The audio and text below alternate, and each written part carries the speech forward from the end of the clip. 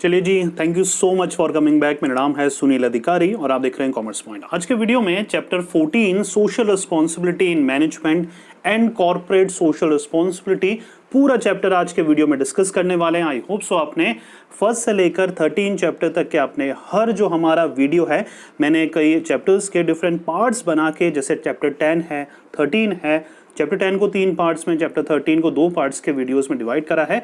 I hope so आपने सारे videos 1 bye 1 सारे वॉच करे होंगे। इन केस कोई वीडियो आपसे मिस हो गया है किसी भी वजह से, तो आपको डिस्क्रिप्शन में प्लेलिस्ट मिल जाएगी रिवीजन सीरीज की, आप वहां से एक एक वीडियो हमारा देख सकते हैं। प्लस डिस्क्रिप्शन में आपको इंपॉर्टेंट क्वेश्चंस और चैप्टर वाइज नोट्स मिल जाएंगे। जी हाँ, वही नोट्स जिनसे मैं आपको पढ़ा रहा हूँ, समझा रहा हूँ, वो नोट्स भी आप डाउनलोड कर सकते हैं। राइट, चलिए स्टार्ट करेंगे। देखिए, मीनिंग ऑफ सोशल रिस्पॉन्सिबिलिटी से स्टार्ट करते हैं। देखिए, सोशल रिस्पॉन्सिबिलिटी नाम से आपको पता लग रहा है कि बिजनेस की क्या रिस्पॉन्सिबिलिटी है सोसाइटी के लिए। दैट मीन्स कि एक बिजनेस की क्या फर्ज होता है। राइट, देखिए, बिजनेस एक सोसाइटी का ही पार्ट है, सोसाइटी में ही ऑपरेट कर रहा है, तो एक बिजनेस का कर्तव्य या रिस्पॉन्सिबिलिटी होती है कि सोसाइटी का भी ध्यान रखे, अच्छे प्रोडक्ट प्रोवाइड कराए, reasonable product, cheap product provide कराए, सोशल वेलफेयर एक्टिविटीज़ करे, चैरिटी करे, डोनेशन करे, CSR एक्टिविटीज़ करे। तो ये सारी चीज़ें क्या हैं, सोशल रिस्पॉन्सिबिलिटी का पार्ट आता है। राइट, तो एक बिजनेस को हर वो चीज़ें, हर वो कदम उठाना चाहिए जिससे सोसाइटी को मदद मिले। Right, social responsibility means to implement such policies, to undertake such decisions and perform such tasks which are important for the implementation of social values and belief. Right, ये वही चीज़ बोल रहा है कि ऐसे एक्शंस उठाना, ऐसे डिसीजन लेना जो कि किसी भी सोसाइटी को, जहाँ पर भी वो बिजनेस है, उनको एक अच्छा लगे और सोसाइटी को अच्छा लगे कि ये बिजनेस यहाँ पर है, हमारी सोसाइटी में है, तो हमारा वेलफेयर कर रहा है। राइट, जितनी बिजनेस को सोसाइटी की रिक्वायरमेंट है, उतनी सोसाइटी को बिजनेस की भी रिक्वायरमेंट है। राइट, तो दोनों का एक दूसरे को ध्यान रखना जरूरी है। देखिए, यहाँ पर बेसिकली 2 ऑथर्स मेन हैं, आर जोसेफ मॉनसन। उनके अकॉर्डिंग कितने लेवल्स हैं रिस्पॉन्सिबिलिटी के, सोशल रिस्पॉन्सिबिलिटी के, वो देखना जरूरी है। बेसिक से यहाँ पर हमारे 4 लेवल होते हैं आर जोसेफ मॉनसन के अकॉर्डिंग। पहला लेवल है, it refer to fulfilment of all the legal requirement by the businessman and corporate which are applicable on them. That simply means इस लेवल पे, फर्स्ट लेवल पर, right, first level क्या है, सबसे नीचे वाला लेवल है, जहाँ पर यहाँ पर जो बिजनेसमैन है वो सोशल रिस्पॉन्सिबिलिटी किस हिसाब से निभाता है, सिर्फ गवर्नमेंट के डर से, गवर्नमेंट के रूल्स एंड रेगुलेशंस के डर से। मतलब जो भी आप काम कर रहे हैं, आप सोसाइटी की परवाह नहीं करते हुए सिर्फ वो काम कर रहे हैं जो गवर्नमेंट आपसे कह रही है, जैसे GST पे करना, टाइम पे टैक्स पे करना, जो गवर्नमेंट आपसे एक्सपेक्ट करती है, आप वही काम कर रहे हैं फर्स्ट लेवल पे। राइट, इस लेवल को सबसे नीचे रख के चलिए। इसके बाद जो सेकंड लेवल आएगा उसको उसके ऊपर रखते हुए चलिए, और जो थर्ड फिर फोर्थ आएगा, फोर्थ लेवल हमारा हाईएस्ट लेवल होगा। यहाँ तक क्लियर हो रहा है? चलिए सेकंड लेवल पे बात करें, focus on meeting the expectation of different section of the society. अब सेकंड लेवल पे उसका फोकस देखिए, इसका फोकस चेंज हो रहा है। एक बिजनेसमैन का आर जोसेफ मॉनसन के अकॉर्डिंग सोशल रिस्पॉन्सिबिलिटी के लेवल चेंज होते रहते हैं। सबसे नीचे वाले लेवल पे वो सिर्फ गवर्नमेंट के डर से, गवर्नमेंट के लीगल रिस्ट्रिक्शन की वजह से वो सोशल रिस्पॉन्सिबिलिटी परफॉर्म कर रहा था। सेकेंड लेवल पर वो जितने भी सेक्शन ऑफ द सोसाइटी है उन सबका ध्यान रखेगा, क्योंकि उसको पता है कि मुझे सारे सेक्शन ऑफ सोसाइटी को कैटर करना है, सर्व करना है, उनके लिए प्रोडक्ट बनाने हैं। तो अगर मैं उनको सेटिस्फाई रखूंगा, तभी मेरा प्रोडक्ट या मेरी कंपनी ग्रो कर पाएगी। राइट, थर्ड लेवल पे आते आते वो क्या करता है, find out the likes and dislike of the public. अब धीरे धीरे उसको रियलाइज हो जाता है कि पब्लिक ही मेरे लिए सब कुछ है, सोसाइटी ही मेरे लिए सब कुछ है। तो वो तीसरे लेवल पे आते आते लोगों का लाइक और डिसलाइक की भी नज़र रखता है, पसंद या नापसंद की भी नज़र रखता है, और अपने प्रोडक्ट उन्हीं के हिसाब से बनाना चालू कर देता है। फोर्थ लेवल पे आते आते increasing the living standard of public by providing them access to new technology. अब वो फोर्थ लेवल पे आते आते और ज़्यादा कॉन्शियस हो जाता है सोशल रिस्पॉन्सिबिलिटी के बारे में, और सोसाइटी को वो नई टेक्नोलॉजी, गैजेट, इन्वेंशन और आइडियाज ऑफ लाइफ प्रोवाइड कराने लग जाता है। हो रहा है बच्चों क्लियर? 4 लेवल थे। पहले लेवल पे लीगल रिस्ट्रिक्शंस के डर से, गवर्नमेंट के डर से। दूसरे लेवल पे डिफरेंट सेक्शन ऑफ सोसाइटी का ध्यान रखता है। तीसरे लेवल पे लाइक और डिसलाइक पसंद करने लग जाता है, जानने लग जाता है लोगों का। फोर्थ लेवल पे उनकी स्टैंडर्ड ऑफ लिविंग को इंप्रूव करने लग जाता है। ये थे 4 level of social responsibility according to R Joseph Monsson. अब आता है रॉबर्ट E.D. ग्रे के अकॉर्डिंग कौन कौन से लेवल ऑफ रिस्पॉन्सिबिलिटी थे। देखिए, बेसिक से जो 4 समझाए हैं, फंडामेंटल यही कॉन्सेप्ट है, इनको तोड़ मरोड़ के हर ऑथर ने पेश करा है। यहाँ पर पहला फेस है प्रॉफिट मैक्सिमाइजेशन मैनेजमेंट। देखिए, इसमें क्या है, he believe that the entrepreneur should be allowed to pursue their own self interest for the benefit of all. यहाँ पर क्या है, मेन जो फोकस था पहले लेवल पे वो रॉबर्ट ईडी ग्रे के अकॉर्डिंग बिजनेसमैन को अपने आप मतलब सौंप देनी चाहिए रिस्पॉन्सिबिलिटी बिजनेस को ग्रो करने की, जहां पर उनका पहला मोटिव क्या रहेगा, प्रॉफिट कमाना, प्रॉफिट मैक्सिमाइजेशन मैनेजमेंट। मतलब इस लेवल पर या सबसे फेस 1 या सबसे नीचे वाले लेवल पर मेन जो मोटो होता है किसी भी एंटरप्रेन्योर का, बिजनेसमैन का जो कि नया बिजनेस स्टार्ट करता है, उसका ऑब्वियस सी बात है पहला मोटिव प्रॉफिट कमाना ही रहता है। सोशल रिस्पॉन्सिबिलिटी की समझ उसको थोड़ी देर बाद आती है, थोड़े समय बाद आती है। फेज सेकंड की बात करें, फेज सेकंड हमारा आता है ट्रस्टीशिप मैनेजमेंट। अब यहां पर क्या होगा, this phase begins with a diffusion of the corporate ownership as thousand of stockholders. अब यहाँ पर क्या है, उसको रियलाइजेशन हो जाएगा कि जो मेरी कंपनी के साथ डायरेक्टली या इनडायरेक्टली स्टेक होल्डर्स जुड़े हुए हैं, मुझे उनकी नीड्स और रिक्वायरमेंट का भी ध्यान रखना है। पूरा बच्चों क्लियर? पहले लेवल पे सिर्फ उसका मोटो था प्रॉफिट कमाना, दूसरे लेवल पे उसका मोटो हो गया जितने भी स्टेक होल्डर हैं, जितने भी लोग उसकी कंपनी के साथ जुड़े हुए हैं, उनका वेलफेयर के बारे में वो सोचने लग जाता है। तीसरे फेज में आता है क्वालिटी ऑफ लाइफ मैनेजमेंट। इसका एक स्लोगन है, what is good for the society is good for the company. मतलब तीसरे लेवल पे आते आते उसको रियलाइज हो जाता है कि जो सोसाइटी के लिए अच्छा है वही हमारी कंपनी के लिए अच्छा है, और वो सोशल रिस्पॉन्सिबिलिटी को परफॉर्म करने लग जाता है। राइट, तो इसके 3 लेवल हैं। पहले लेवल पे क्या था, पहले लेवल पे प्रॉफिट कमाना मेन मोटो। दूसरे लेवल पे क्या है, मेन मोटो क्या है यहाँ पर बच्चों बताओ। यहाँ पर सेकंड वाले में मेन मोटो था हमारा जितने भी स्टेक होल्डर है उनका ध्यान रखना। तीसरे पे क्या था, तीसरे पे था what is good for the society is good for the company. Simple. चलिए नेक्स्ट टॉपिक है हमारा levels of corporate social responsibility. क्या टॉपिक है, levels of corporate social responsibility. अब यहाँ पर बेसिक से कितने लेवल हैं हमारे, 3 लेवल बेसिक से आपको मिलेंगे, low level, medium level and high level. ठीक है, सिंपल कॉन्सेप्ट है ये भी, जो हम कॉन्सेप्ट पढ़ते हुए आ रहे हैं उसी का एक्सटेंशन है। Organisation should perform their duties as specified under law.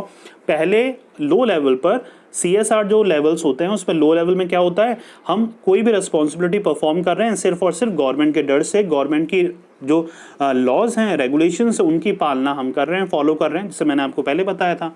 Medium level पे आते आते in this level identify the needs and desire of the society. अब लाइक और डिसलाइक पता करने लग गए। राइट, ये पहले अपन ने पढ़ा था ना, जोसेफ मॉन्सन, उसके और ये सिमिलर मैच कर रहा है। राइट, हाई लेवल पे देखेंगे तो यहाँ पर क्या होगा, don't wait for the any misshape और प्रॉब्लम टू अकर। यहाँ पर मतलब उसको रियलाइज हो जाता है और वो खुद ही पहुंच जाता है ये जानने की सोसाइटी की प्रॉब्लम क्या है, उनकी नीड्स और रिक्वायरमेंट क्या है, और उनको उनकी प्रॉब्लम बताने से पहले ही उनको सर्व करने लग जाता है, उनका वेलफेयर करने लग जाता है। पूरा बच्चों क्लियर? पहले में गवर्नमेंट के डर से, दूसरे में सोसाइटी के लाइक और डिसलाइक पता करने लग जाता है, तीसरे लेवल पे उसको रियलाइज हो जाता है कि अगर मुझे बिजनेस को ग्रो करना है तो मुझे सोसाइटी को charity, donation, social activity perform करनी पड़ेगी, CSR एक्टिविटीज परफॉर्म करनी पड़ेगी। यहां तक क्लियर हो रहा है? चलिए नेक्स्ट टॉपिक की तरफ रुक करते हैं, social responsibility towards different interest group. यहां तक बच्चों क्लियर हो रहा है? अगर क्लियर हो रहा है तो प्लीज लाइक करिए और कमेंट करिए हाँ सर बिल्कुल क्लियर हो रहा है। चलिए, social responsibility towards different interest group. देखिए इस टॉपिक में नियर अबाउट 12 से 13 सब पार्ट्स दे रखे हैं जो कि इतने सारे करने अननेसेसरी हैं, इसलिए मैंने नोट्स में भी और जो आपको समझाऊंगा 4 से 5 इंपॉर्टेंट कॉन्सेप्ट ले रखे हैं जो मैंने समझा रखे हैं। देखिए इन केस क्योंकि मैं भगवान नहीं हूं और ना ही मैंने बोर्ड का पेपर सेट करा है, तो इन केस अगर कोई और आ भी जाता है तो आप अगर इनमें से भी वही चीज लिख के आ जाएंगे उसके अंदर भी, तो भी काम चल जाएगा, कोई मार्क्स नहीं कटने वाले आपके। राइट, हो रहा है बच्चों क्लियर? और मैंने चूज ही ऐसे करे हैं जो दूसरों में भी काम आ सके, जैसे मैं बताऊंगा आपको। पहला है रिस्पॉन्सिबिलिटीज टुवर्ड्स वन सेल्फ। अब मतलब जो ओनर है बिजनेस का, उसको क्या रिस्पॉन्सिबिलिटी लेनी चाहिए एज अ पर्सन, क्या क्या उसके कर्तव्य, उसकी फॉर्मेलिटीज होगी। पहला है keeping mind the social concern, मतलब वो कोई भी डिसीजन लेने से पहले सोसाइटी के बारे में पहले सोच ले, उस डिसीजन से कोई नेगेटिव इंपैक्ट तो नहीं पड़ेगा सोसाइटी में। Right, maintaining decorum and decency in business. जी हाँ, अगर एक ओनर ही डेकोरम या अच्छे डिसिप्लिन में नहीं रहेगा तो भैया पूरी ऑर्गेनाइजेशन कैसे रहेगी। Obtaining the membership of professional organisation, ठीक है, ऑर्गेनाइजेशन को एक सर्टिफाइड ऑर्गेनाइजेशन बनाने के लिए एक मेंबरशिप लेना जरूरी होता है, रजिस्टर्ड करना जरूरी होता है, तो make sure that entrepreneur has done all this formalities. Next आता है code of conduct, rules and regulations को फॉलो करना। अगर ओनर करेगा तो सब करेंगे। Professional and business ethics, rules and regulations, code of conduct, rules and regulations बना के रखना और मेक श्योर करना खुद भी फॉलो करे और वर्कर्स से भी करवाए। Support and land in the development of research methodology, जी हाँ, रिसर्च को प्रमोट करे एक बिजनेस ओनर, तभी वो नए प्रोडक्ट इन्वेंट कर पाएगा और इनोवेट कर पाएगा।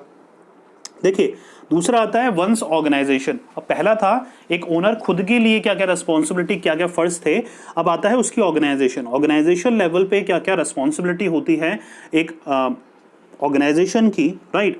पहला है successful working of the business, make sure करना है एक बिजनेस ओनर को कि अपनी कंपनी के लिए उसकी क्या रिस्पॉन्सिबिलिटी है, उसको सक्सेसफुल बनाना, राइट। सक्सेसफुल नहीं बनेगी तो वो प्रॉफिट नहीं कमा पाएगी, प्रॉफिट नहीं कमा पाएगी तो ना खुद के पास प्रॉफिट आएगा ना वर्कर्स की सैलरी हो पाएगी।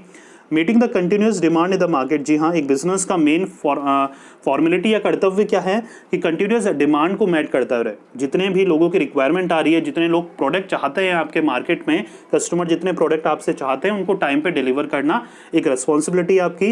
हेल्दी कॉम्पिटिशन मेंटेन रखना, कट थ्रोट मत बनाइए उसको, आप किसी और के नुकसान करके खुद फायदा उठाने वाली चीज़ नहीं है। हेल्दी कॉम्पिटिशन मार्केट में आपको मेंटेन रखना है। Investing in the research activity, बिल्कुल ठीक है, एक ऑर्गेनाइजेशन को रिसर्च एक्टिविटी में पैसे लगाने और इन्वेस्ट करने ज़रूरी हैं। Increasing the profit making capacity of the business, जी हाँ, हर वो चीज़ें करनी है, हर वो आइडियाज़ इंप्लीमेंट करने हैं जिससे प्रॉफिट इंक्रीज हो पाए बिजनेस का।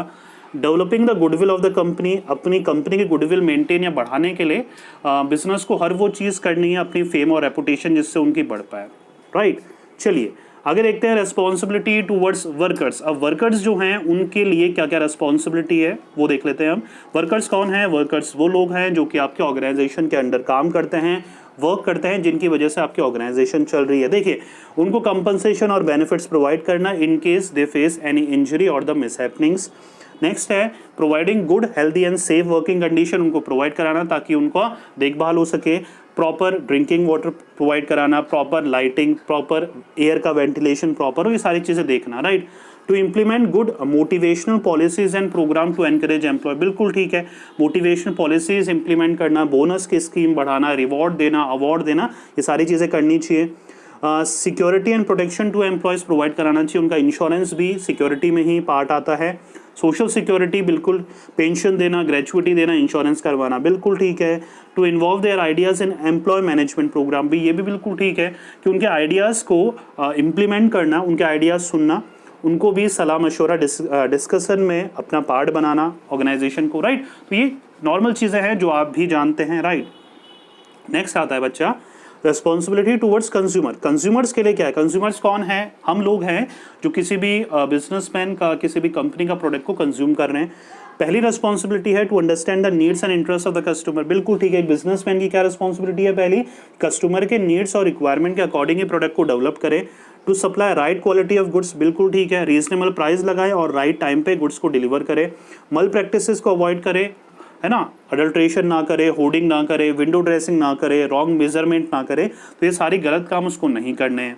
नेक्स्ट आता है हमारा accomplishment of all the promises and services offered at time of sale. जी हाँ, कई कंपनी होती है एडवर्टाइजमेंट में तो बोलती है इतना सेल है, इतना प्रॉफिट है, हम इतना डिस्काउंट देंगे, और रियल में ऐसा कुछ नहीं होता, तो ऐसा नहीं करना है। To handle the customer grievances promptly, जो कस्टमर की प्रॉब्लम है, शिकायतें हैं, अगर कस्टमर कर रहे हैं तो उनको हैंडल करना अच्छे से, उनको अच्छा सॉल्यूशन प्रोवाइड कराना ज़रूरी है। Manufacture such project which will raise their standard of living, उनका स्टैंडर्ड ऑफ लिविंग को इम्प्रूव करना बहुत ज़रूरी है। वो कैसे हो पाएगा? अच्छे गुड्स देना, सस्ते गुड्स देना, रीजनेबल गुड्स देना, जिससे कस्टमर खरीद पाए और अपनी स्टैंडर्ड ऑफ लिविंग को इंक्रीज कर पाए। अब देख लेते हैं रेस्पॉन्सिबिलिटीज टुवर्ड्स गवर्नमेंट। गवर्नमेंट के लिए क्या क्या रेस्पॉन्सिबिलिटी है? पहला है गवर्नमेंट ने जो रूल्स एंड रेगुलेशंस बनाई है उनको फॉलो करना, गवर्नमेंट की जो पॉलिसीज है उनके अकॉर्डिंग काम करना। नेक्स्ट है to utilise the full production capacity and licensed capacity, जी हाँ, जो आपकी आज मतलब कहने का ये मतलब है जो आपके रिसोर्सेज है उनका बेस्ट पॉसिबल तरीके से यूज़ करना, वेस्टेज ऑफ रिसोर्सेज ना करना। करप्टिंग गवर्नमेंट एम्प्लॉयज़ को करप्ट ना करना, पैसे दिला के काम नहीं करवाना, राइट। टैक्सेस टाइम पे रेगुलरली पे करना, डोनेट करना, चैरिटी करना, वेरियस जो फ्रंट हैं, जो ऑर्गेनाइजेशन से एनजीओ हैं, उनको चैरिटी और डोनेशन करते रहना। पूरा बच्चों क्लियर? नेक्स्ट टॉपिक बहुत ही इंपॉर्टेंट टॉपिक है, CSR, corporate social responsibility provision under companies act 2013। ये एग्जामिनेशन में भी आ सकता है, 4 मार्क्स के नियर अबाउट में, 6 में कम चांसेस है लेकिन बन सकता है क्वेश्चन, राइट। देखिए इसमें Here are the detailed provision covered under section 135 and its subsection। पिछले 2-3 सालों से ये पूरा टॉपिक नहीं आ रहा है, इसमें सेक्शन 135 के प्रोविजन 1, 2, 3 ही पूछे जा रहे हैं। तो वो 3 चीज़ क्या चीज़ है, और अगर इसका एक्सटेंशन लंबे पॉइंट ऑफ व्यू से करना है, आपको ज़्यादा लंबा आंसर याद करना है, तब भी आप कर सकते हैं, राइट। सबसे पहला है एप्लीकेबिलिटी, ये हमारा 135 का ए सेक्शन का पार्ट है। कॉर्पोरेट सोशल रिस्पॉन्सिबिलिटी एप्लीकेबिलिटी मतलब कौन कौन से लोग एप्लीकेबल है, मतलब सीएसआर जो प्रोविजन है। सीएसआर क्या है, देखिए अब गवर्नमेंट ने क्या कर दिया, पहले क्या होता था, पहले होता था कि कोई रिस्ट्रिक्शन नहीं था। जिन कंपनीज एंटरप्रेन्योर या बड़े इंडस्ट्रीज को सोसाइटी वगैरह को चैरिटी और डोनेशन करना होता था, जब उनका मन करे वो कर सकते थे। अब गवर्नमेंट ने एक लीगल रूल्स बना दिया है कि हर साल आपको अपने प्रॉफिट का इतना परसेंटेज लोगों को दान पुण्य चैरिटी वगैरह डोनेट करना ही करना पड़ेगा।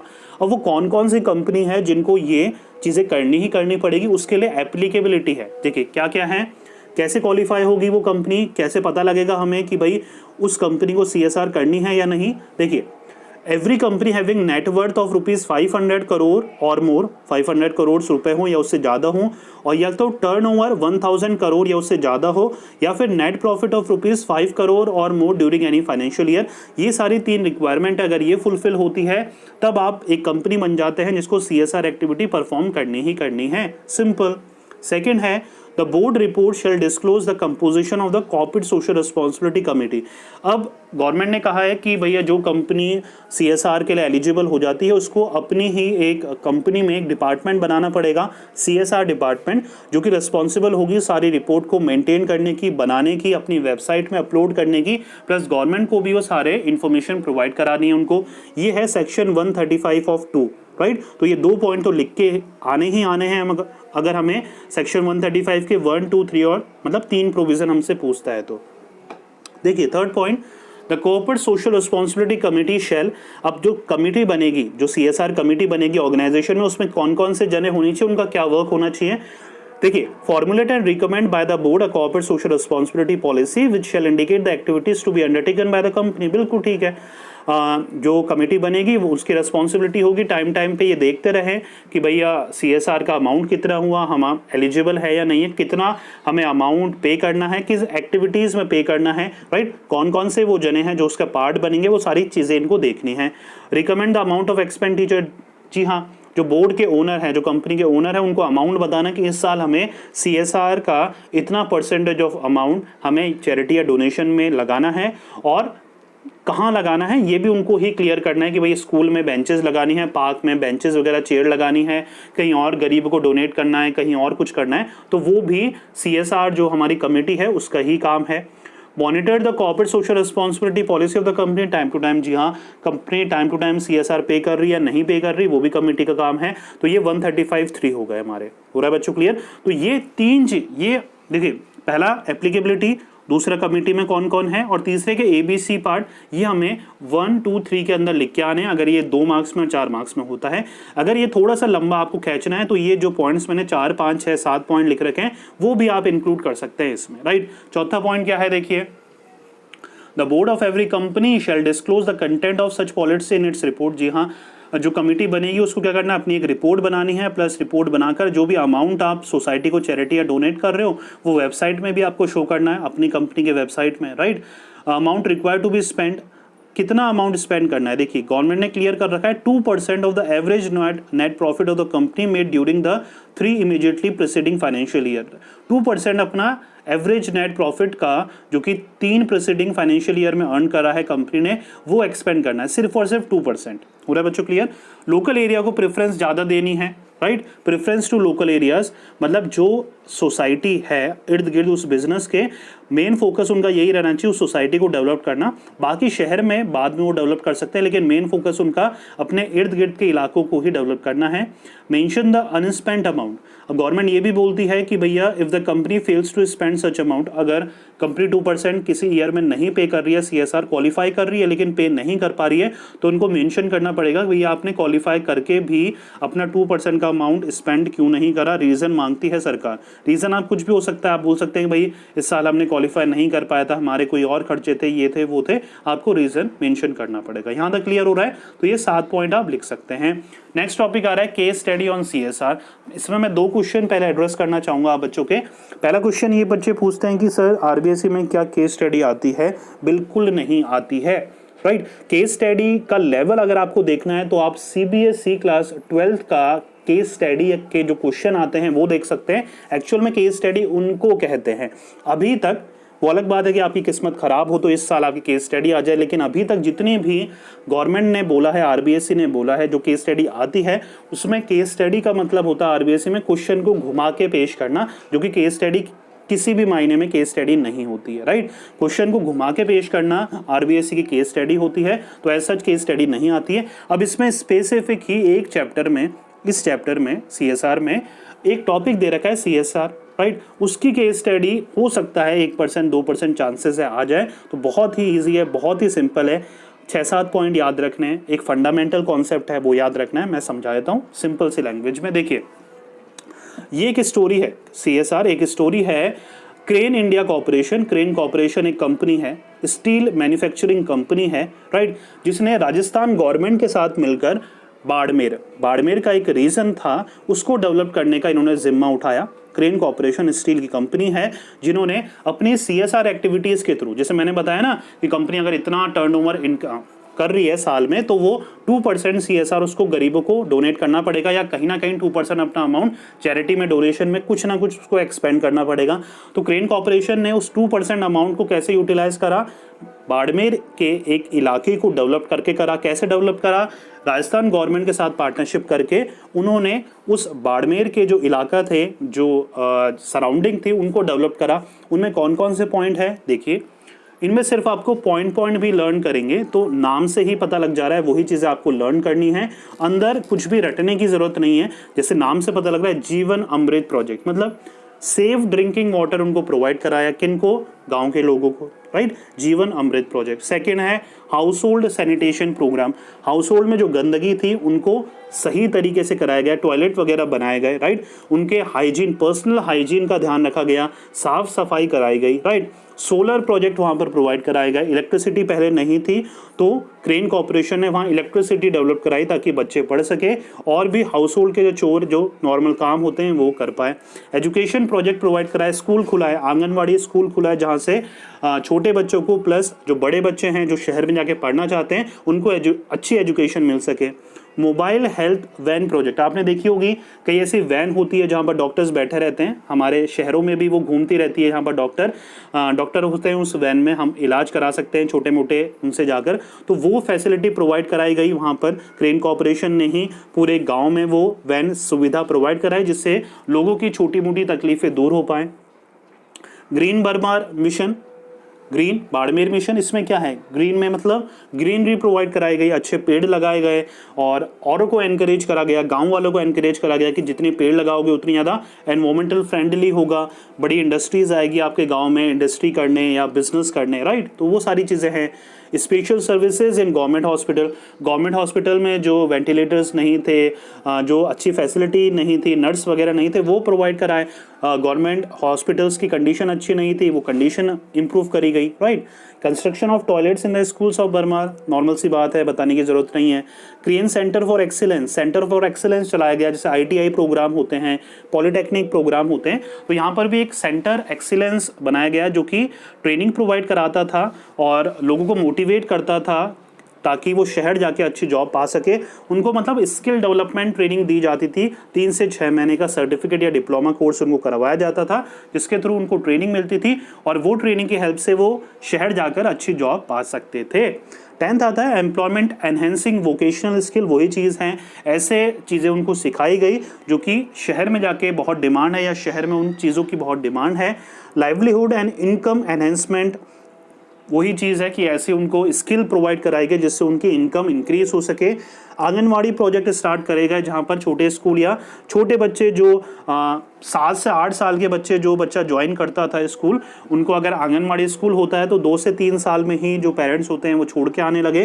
प्लस आंगनवाड़ी स्कूल खुलने से जो टीचर्स थे उनकी भी रिक्वायरमेंट खुली, तो वहाँ के लोगों को भी नौकरियाँ मिली एज अ टीचर।